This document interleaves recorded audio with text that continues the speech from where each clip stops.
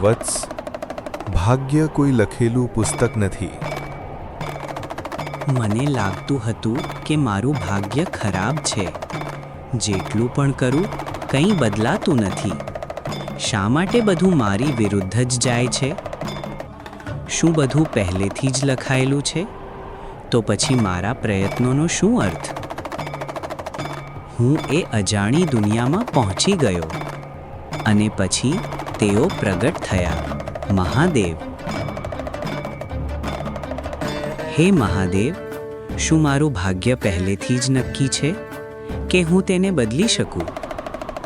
વત્સ, ભાગ્ય કોઈ લખેલું પુસ્તક નથી. તે તારા કર્મોથી રચાતું પરિણામ છે. તું જે વિચારે છે, તું જે કરે છે અને જે નિર્ણય લે છે, તે બધું મળીને તારું ભાગ્ય બનાવે છે.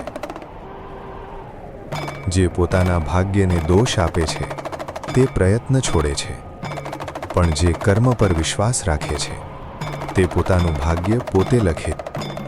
એક ક્ષણે મને સમજાયું, મારું ભાગ્ય ખરાબ નહોતું, મારા નિર્ણય ખોટા હતા.